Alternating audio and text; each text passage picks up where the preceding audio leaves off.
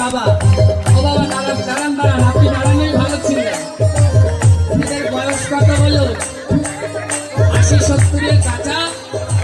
কিন্তু আমি বলবো, আপনারা বলবেন 80-70 বছরের বুড়া, আর আমি বলবো 80-70 বছরের যুবক।